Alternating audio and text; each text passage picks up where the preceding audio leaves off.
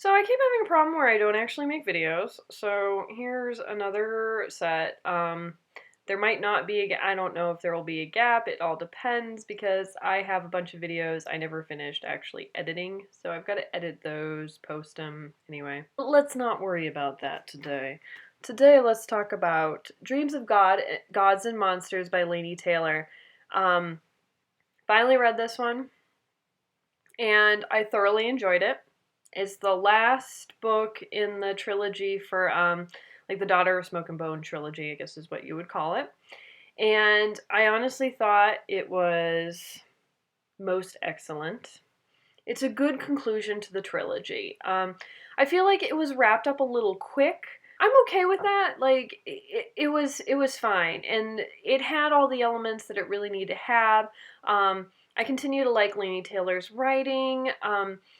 And just overall, really engaging plot, amazing characters. I love the characters in the series, and just no major complaints. Mostly I have nitpicky complaints about it, but let's be positive first. Like I said, engaging, wonderful characters.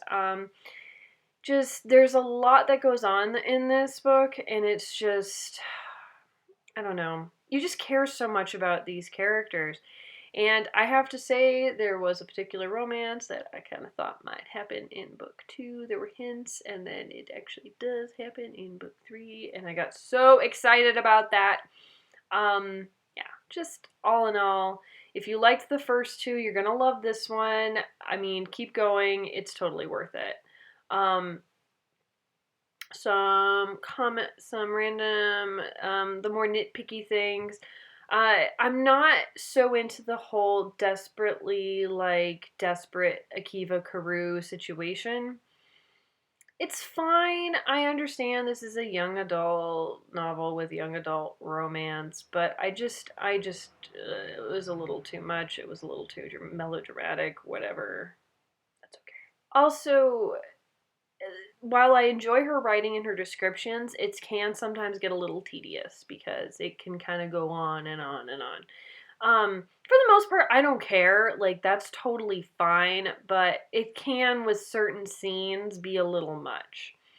Not a major complaint, though. I mean, I don't, for the most part, care that it's written that way.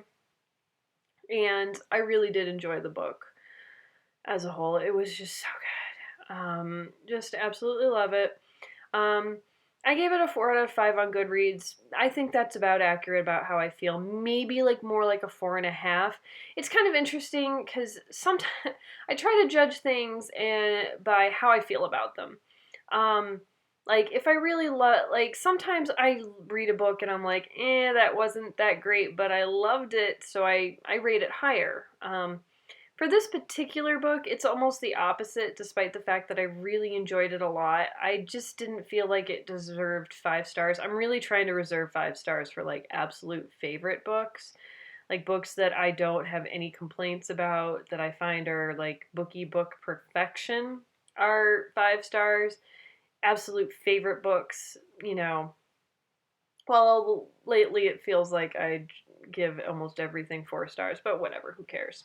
I can do what I want. Anyway, basic summary. You like the first 2 books, read this book, you're gonna love it, have a good time. And feel free to chat with me about this book. I would kind of love to do like maybe a discussion video, but it came out a while ago and I'm like way behind on it because I only recently read it, so it breaks my little heart. Anyway, hope you're all doing well.